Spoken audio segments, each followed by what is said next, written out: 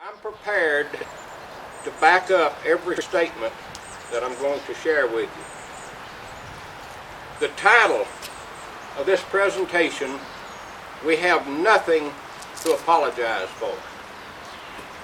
Southern bashing is the sport of choice for many of the politically correct in today's society. I've thought many times about why a great nation would persecute a segment of its own people. While I have my own theories about why those people wish to bash Southerners, I'm not going to address the reasons they attack us, but attempt to vindicate the reasons we can be proud of our Southern heritage. First, I would like to mention the role of Southerners in the American War for Independence, or the American Revolution. Our history books have been diluted to the point that young people today do not even know the Northern version of the American Revolution. The fact is, most high school graduates did not know anything about the American Revolution. The Northern version never told the rest of the story. For years, the truth was a casualty of a long, cruel war. Today, the truth is a casualty of political correctness.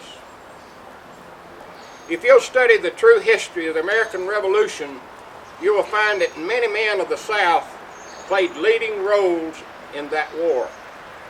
After years of fighting and hardships, many Yankees decided freedom was not worth the price they were paying. It was the men from the South that would not give up their God-given rights for which they were fighting. It was the Southerners that won the American Revolution. After living under the Articles of Confederation for 8 years, the leaders of our new nation realized they needed more than a few loosely organized rules by which to govern our country. In May of 1787, 55 delegates met to draft a constitution. 4 months later, 39 of these delegates signed the most perfect document ever written by mortal men. Every state but Rhode Island sent at least one delegate to the convention. Rhode Island did not want a national government interfering with their affairs. James Madison recorded the items approved by the delegates and organized them in the form you see them today. He is known as the father of the Constitution, and he was a Southerner. The words slave and slavery do not appear in the Constitution, but the writers included three clauses that protected the institution of slavery. While slavery is condemned by today's moral and societal standards, these standards cannot be applied to the past. Slavery is as old as mankind and still a common practice in several parts of this modern world. I urge you to read the Constitution of the United States of America and bring to your attention Article 1, Section 2, Clause 3, Article 1, Section 2, Clause 15, and Article 4, Section 2, Clause 3. These three clauses protected the institution of slavery and made that institution a national institution. Slavery was not just a Southern thing. I also urge you to read the Declaration of Independence. It was written by a Southerner, Thomas Jefferson. I urge you to read the preamble and the first section entitled A Declaration of Rights. The third sentence in that section states, and I quote, that whenever any form of government becomes destructive of these ends, it is the right of the people to alter or abolish it and to institute new government, laying its foundation on such principles and organizing its powers in such form as to them shall seem most likely to affect their safety and happiness. I cannot overemphasize the importance of that sentence. it justifies the secession of the southern states. Another fallacy perpetuated by northern books states that the Confederate States of America destroyed the Union when they succeeded. We need to determine the historical validity of that statement. On December 7th, 1787, Delaware was the first state to ratify the Constitution. New Hampshire was the 9th state to ratify the Constitution, and thus put the Constitution in effect on June 21st, 1788. These dates and the names of the states are not important. What you should remember is the number 9. The new Constitution did not go into effect until 9 states had ratified it. Would the secession of 11 states, when there were a total of 34, destroy the Union? 34 minus 11 leaves 23. Did the South destroy the Union by seceding? No, they did not. The only effect the secession of these 11 states had on the federal government was that they'd been paying over 70% of the money that went into the federal treasury. It was going to get much worse. The Morrill Tariff Act was passed in May 1860. It was a tariff on agricultural machinery and equipment manufactured in European countries. It raised the 15% tariff that we were paying to 37%. And in 3 years, it would go to 47%. Most of the burden of this tariff would fall on the agricultural South. The southern states had no desire to destroy the Union. They just wanted out. Most of all, they wanted to be allowed to leave and live in peace. The northern industrialists that put a wealthy railroad attorney in the White House wanted war. They knew they could make millions of dollars, and they hated the South because we were becoming stronger financially and politically. The Lincolnites perpetuated another outright lie by claiming the South had destroyed the Union. It was this claim that inspired thousands of northern men to enlist in the Union Army. Their action was predicated on a lie. The South started the war. Now, how many times have you heard that lie? It's true. The South did fire the first shot. But I ask, why? Soon after the Confederate government was organized, 3 peace commissioners were sent to Washington to negotiate a price for the post offices, armories, and other federal properties located in southern states. This was late in Buchanan's term. He was terrified by the talk of war and refused to not only see these Confederate representatives, he did nothing during the last months of his terms but hide. Lincoln kept promising to give these 3 commissioners an audience, but instead he was secretly planning to send reinforcements to Fort Sumter and to Fort Pickens, which is in Pensacola Bay. An armistice had been signed by representatives of the federal government in the states of South Carolina and Florida. An armistice is a suspension of any acts of aggression between the signing parties. But Lincoln could not operate his government without Southern tax dollars. On December 12, 1860, 7 weeks before his inauguration, Lincoln initiated his plans to reinforce the garrisons at Fort Sumter and Fort Pickens. On April 11, warships of the Union Reinforcement Squadron were within sight of Fort Sumter. At 4:30 a.m. on the morning of April 12, 1861, Confederate batteries began to bombard Fort Sumter. If you'd like to learn more about these events, you can read all about it in the official record of the rebellion. The title itself is offensive to me.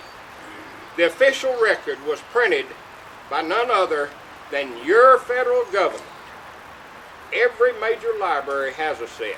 You can also find them online. You'll be shocked by what you read. Thank you, sir. Didn't know it was that obvious.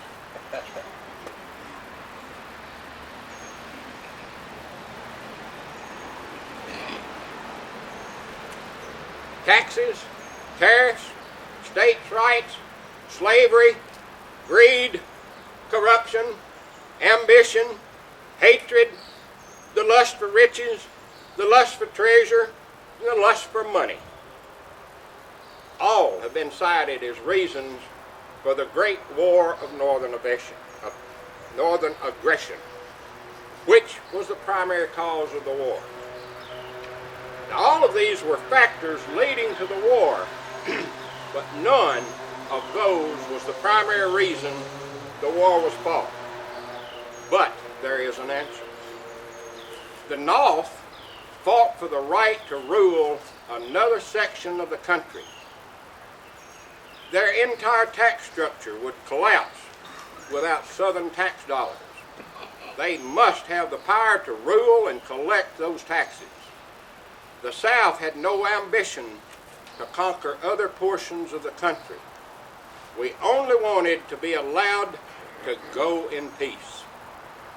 Why did the South fight? And I'm sure you've been asked this question. You had many opportunities. If you've been involved in Southern things very long, you've had many opportunities to tell people why the South fought. It's so simple. We fought because we were invaded. This story is as old as mankind itself. The power to rule and collect taxes has been the cause of all wars in the history of this world. I've been challenged on that statement. I've also backed a few people down. It was the Christian crusades to the Middle East were little more than journeys to collect booty, loot, treasures. We have nothing to apologize for as Southerners. Never forget, the South fought because we were invaded. Many years after the war, an old Confederate veteran stated, the South was never whooped. They just plumb wore us out. Soon after Lincoln was elected, feelings of Southern patriotism, rage over paying high taxes and tariffs, resentment of a dominant, all-controlling federal government that was exceeding the powers given it by the Constitution and the Bill of Rights, and just plain old rebellion against that authority assumed by that government. All of these factors elevated emotions to a fever pitch all across the South. The most popular topic of the day was whether or not the North would invade the South and start a war. A war that would be fought over nothing else but the almighty dollar. Few Southerners stopped to consider the odds the South would face. The North had a well-established government, an army, a navy, tremendous manufacturing capabilities, and economic ties to the rest of the world. They had 71% of the population, had all the canals, most of the improved roads, and 72% of the railroads. Most of this was built with Southern tax dollars. The North had 81% of the bank deposits. Can you imagine?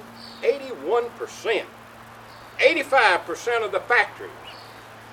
During the 4 long years of war, and I saved the most amazing statistic for last. During the 4 long years of war, the North had 2,800,000 men in uniform, while the South had at most 800,000. The South had 2 more assets. That's not 1 2/3, that's 2 now. Even though part of that's missing, that counts as 2. The South had 2 more assets that are purposefully and willingly ignored. One was the unconquerable fighting spirit of the South, and it is occasionally mentioned in Northern history books, but you will never read about the critical role the slaves and free men of color played during the war of Northern aggression. There are thousands of references in documents written during the war that mention the role of black Southerners. Tens of thousands joined the ranks of the Confederate soldiers and served as brave and determined soldiers. Hundreds of thousands built fortifications and armaments, and millions of black Southerners stayed home to produce food and fiber to support the Confederate cause. At a time when most able-bodied young men were away from home in the service of their country, there was never a slave revolt in the South. Without the contributions of black Confederate soldiers and citizens, the war would not have lasted 4 long years. The emaciated proclamation freed the slaves.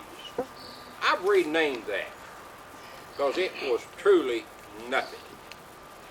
Another preposterous lie is told about the Emancipation Proclamation. In late 1862, the war was not going well for Mr. Lincoln. He was bombarded by protesters and Copperheads. Many Northerners did not want to fight his illegal war and were known as Copperheads. He was constantly being harassed by relatives of the hundreds of Northerners that he had thrown in prison or had secreted away. Many were never to be heard of again. Also, England and France were considering giving recognition to the Confederate States of America. Their financial and military assistance would have brought a swift end to Lincoln's war. Prior to 1860, England, France, and many other nations had freed their slaves. None resorted to an internal war, a war on their own people, to end slavery. They paid slave owners for their property and freed their slaves peacefully. Had Lincoln chosen to end slavery by purchasing all slaves and freeing them, he would have spent less than half of what the war cost the United States of America. No, slavery was not ended by the emaciated proclamation, but by the 13th Amendment to the Constitution of the United States of America. It was ratified on December 6, 1865, to become the law of the land. If you'll read regimental histories, letters, diaries, newspaper articles, and the official record for over 40 years, as I have, you will find that thousands of Northerners owned slaves and many Union soldiers carried their valet to war when they joined the Union Army. General U.S. Grant never freed his slaves, nor did the emaciated proclamation free them. The 13th Amendment freed Mr. Grant's slaves. That was about 3 years after the Gettysburg Address and 8 months after the war ended. If the emaciated proclamation had freed the slaves, would Lincoln be justly known as a great humanitarian?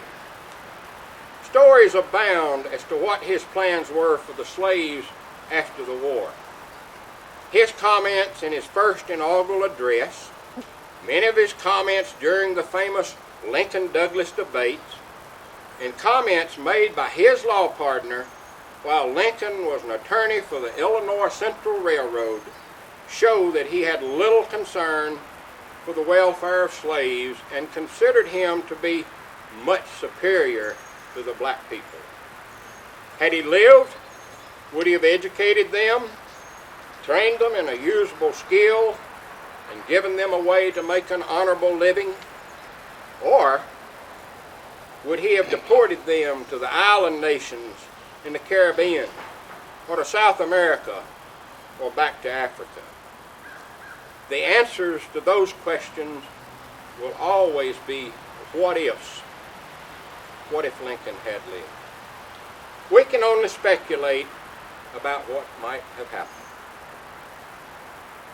The South was rebuilt during the Reconstruction years. What an absurd statement. Those years should be called the Redestruction years. They were little more than a peacetime continuation of the devastation by rape, robbery, arson, greed, and hatred that had characterized the war years. Carpetbaggers and scalawags took control of most state and local governments. Many slaves enjoyed a few days or a few weeks of freedom, but they soon discovered that the 40 acres and the mule promised by the federal government would never materialize. Many hoped to move to the northern states and start a new life, but they found little, if any, opportunity in the north and discovered that some northern states had enacted legislation that prohibited black people from settling there. Near starvation and lacking proper shelter, many slaves returned to their masters to hire on as field hands or sharecroppers. Through all of these hard times, the spirit of the Southern people, both black and white, was never broken. For generations, many Southerners would not talk about the war. They were most ashamed because we lost. Nobody likes losing, especially Southerners. As a result, many people today do not know they have Confederate ancestors. Many believe the Northern history books. Because of that, they are ashamed of their own history and heritage. But we are standing on the moral high ground. In 1831, Charles Darwin set out on a 5-year voyage around the world as a naturalist for the Crown of England. A few years later, he published his theory of evolution. A decade later, a German philosopher, a social scientist, and revolutionary named Karl Marx began writing essays and books touting his theories that man, not God, is the highest being. Both men had tremendous influence on the teachings in many northern colleges and universities. But the people of the South, the Bible Belt, have clung to their belief in the Constitution of the United States of America, their faith in God, and their unwavering confidence that this nation was founded on Judeo-Christian ethics. These beliefs are what make the South a location, not just a direction on a map or a compass. May God bless you. May God bless the South.